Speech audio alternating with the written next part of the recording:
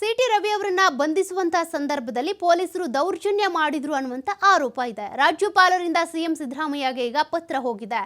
ಈಗಾಗಲೇ ಇದಕ್ಕೆ ಸಂಬಂಧಪಟ್ಟಂತೆ ಸಿಟಿ ರವಿ ಅವರು ರಾಜಭವನಕ್ಕೆ ತೆರಳಿ ರಾಜ್ಯಪಾಲರಿಗೆ ದೂರನ್ನ ಕೊಟ್ಟು ಬಂದಿದ್ರು.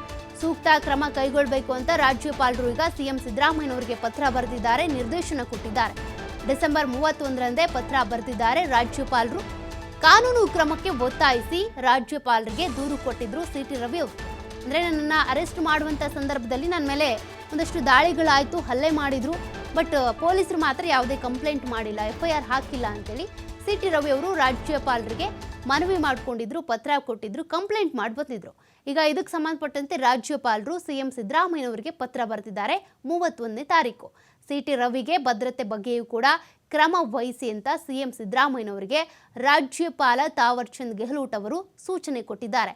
ಅಂದರೆ ಸಿಟಿ ರವಿ ಅವರನ್ನ ಅರೆಸ್ಟ್ ಮಾಡ್ತಾ ಇರುವಂಥ ಸಂದರ್ಭದಲ್ಲಿ ಅದಕ್ಕೂ ಮುನ್ನ ಒಂದಷ್ಟು ಲಕ್ಷ್ಮೀ ಹೆಬ್ಬಾಳ್ಕರ್ ಅವರ ಬೆಂಬಲಿಗರೇನಿದ್ದಾರೆ ಅವ್ರ ಮೇಲೆ ಅಟ್ಯಾಕ್ ಮಾಡಿದ್ರು, ಹೊಡೆದ್ರು ಅನ್ನುವಂಥ ಆರೋಪ ಆಯಿತು. ಇದಕ್ಕೆ ಸಂಬಂಧಪಟ್ಟಂತೆ ಸಿಟಿ ರವಿ ಅವರು ಕೂಡ ಪೊಲೀಸ್ಗೆ ಕಂಪ್ಲೇಂಟ್ ಕೊಟ್ಟಿದ್ರು. ಪೊಲೀಸರಿಗೆ ಕ್ರಮ ತೆಗೆದುಕೊಂಡಿಲ್ಲ ಅಂತೇಳಿ ಆರೋಪ ಮಾಡಿ ರಾಜ್ಯಪಾಲರಿಗೆ ಮನವಿ ಮಾಡಿಕೊಂಡು ದೂರನ್ನು ಕೂಡ ಕೊಟ್ಟು ಬಂದಿದ್ರು.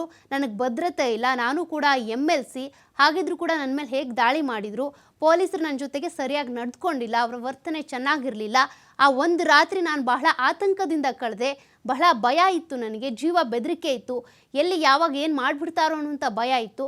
ಹೀಗಾಗಿ ನನ್ನ ಭದ್ರತೆ ಬಗ್ಗೆ ಕೂಡ ಕ್ರಮ ವಹಿಸಿ ಅಂತೇಳಿ ದೂರು ಕೊಟ್ಟಿದ್ರು. ಅದಕ್ಕೆ ಸಂಬಂಧಪಟ್ಟಂತೆ ಈಗ ರಾಜ್ಯಪಾಲರು ಸಿದ್ದರಾಮಯ್ಯನವರಿಗೆ ಪತ್ರ ಬರೆದಿದ್ದಾರೆ.